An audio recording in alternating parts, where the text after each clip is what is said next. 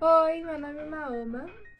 Oi, meu nome é Ana Clara e nós somos do primeiro ano do ensino médio e hoje nós vamos apresentar o trabalho de História, que o tema é Egito. Nós escolhemos 2 tópicos, os períodos históricos e a sociedade egípcia. O primeiro período que nós vamos falar é o período pré-dinástico.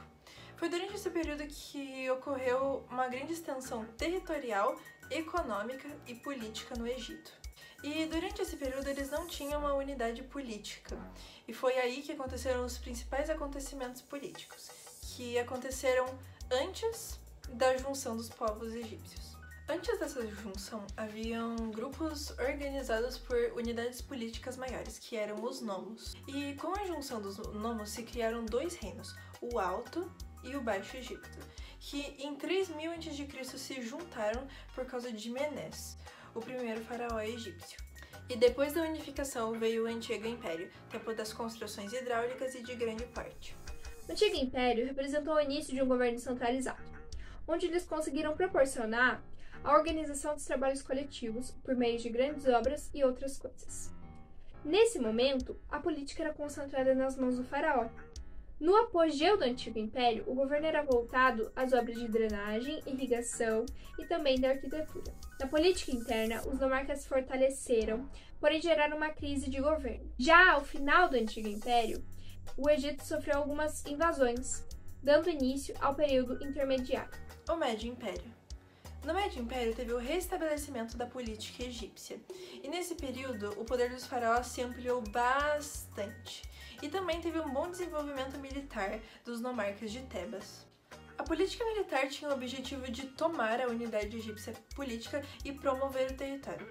E a decadência desse período se deu por conta da invasão e conquista do Egito pelos povos asiáticos Hyksos. E por último, nós temos o Novo Império.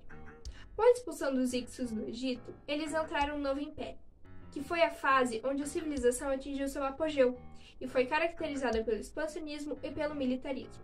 Nesta época também, teve uma reforma religiosa, que foi feita por Amenófis IV. Outro faraó dessa época foi Ramsés II, que conseguiu um período de paz. Nesse período, a região voltou a ser dividida politicamente em tribos. Antes do final do período, houve invasões de assírios e persas. No final, Alexandre o Grande conseguiu que o Egito fosse da Macedônia. Com a sua morte, a região foi dividida em reinos helenísticos. Mais tarde, o Egito se tornou província do Império Romano. Agora nós vamos falar sobre a sociedade egípcia. A sociedade egípcia era dividida em 2 setores, os que faziam parte do aparelho burocrático, que eram os faraós, sacerdotes e escribas, e os que se submetiam ao aparelho burocrático, que eram os escravizados e os felás. Faraós. Ao contrário da Mesopotâmia, no mesmo período, os faraós não eram representantes de deuses, e sim o próprio Deus, a divindade encarnada em uma pessoa. O poder do faraó se estendia por todo o Egito. Por ele ser divino, ele deveria ser respeitado e dono de todas as terras. Porém, existiram revoltas contra os faraós em relação às terras, que não necessariamente eles sempre estavam em total controle, mas haviam interesses locais que prejudicavam isso. Os sacerdotes estavam logo abaixo dos faraós na hierarquia social. Eles eram responsáveis pela religião e também pelas variadas funções na administração do império. Eles eram conhecidos como os sábios do Egito. Escribas. Eram funcionários encarregados pela administração, e um exemplo disso é que eles eram responsáveis pelo controle de excedentes agrícolas e a contabilidade. Felas. Eram considerados os camponeses do Egito. Suas funções eram lavrar a terra, pagar pelos seus impostos e participar de obras públicas impostas pelo faraó. Eles eram homens livres que recebiam pelos seus trabalhos. Escravizados.